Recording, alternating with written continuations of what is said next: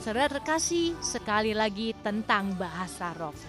Lukas pasal 12 ayat 10, setiap orang yang mengatakan sesuatu melawan anak manusia, ia akan diampuni, tetapi barang siapa menghujat Roh Kudus, ia tidak akan diampuni. Saudara pernah ke sebuah ibadah di mana semua jemaatnya berbahasa ekstatik? Mari kita pelajari apa itu bahasa roh yang alkitabiah dan apa itu bahasa ekstatik yang menghujat Roh Kudus. Ada 4 prinsip implementasi karunia dalam pertemuan jemaat di dalam 1 Korintius pasal 12 ayat 14. Pertama, karunia bahasa roh diberikan langsung oleh Roh Kudus sesuai dengan kebutuhan. Yang diberi karunia tidak dapat menolak dan yang tidak diberi tidak dapat memaksa untuk memilikinya. Jadi, tidak semua orang percaya memiliki karunia berbahasa roh. 1 Korintus 12:30, 1 Korintus 14:10. Oleh karena itu, karunia bahasa roh bukan prasyarat bagi seseorang untuk diselamatkan, karena kita diselamatkan bukan oleh perbuatan, tetapi oleh kasih karunia melalui iman kepada Kristus.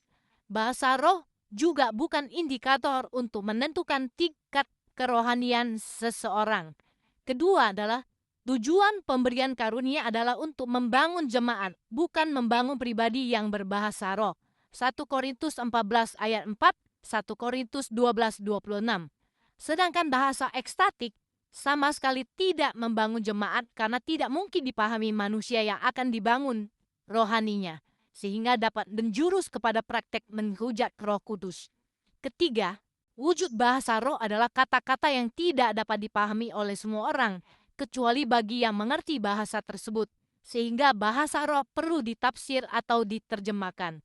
Jika tidak ada penafsir, maka orang percaya tidak boleh berbahasa roh dalam pertemuan jemaat. 1 Korintus 14, 2, 5, 1 Korintus 13:28.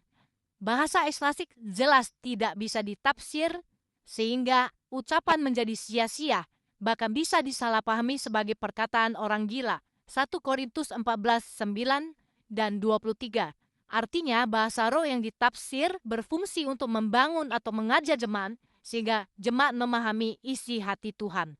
Alkitab tidak menyebut fungsi lain dari karunia bahasa roh.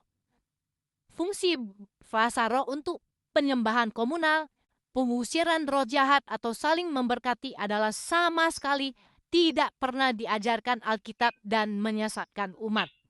Keempat, dalam pertemuan jemaat, jika ada orang yang berbahasa roh, hanya 2 orang, maksimal 3 orang yang diizinkan berbicara, dan praktek bahasa roh harus dilakukan seorang demi seorang, serta langsung ditafsirkan. 1 Korintus 14:27. Faktanya bahwa dalam gereja masa kini, Roh Kudus hampir tidak pernah memberikan karunia menafsirkan bahasa roh, dan ini mengindikasikan bahwa seharusnya tidak boleh ada praktek bahasa roh dalam pertemuan ibadah.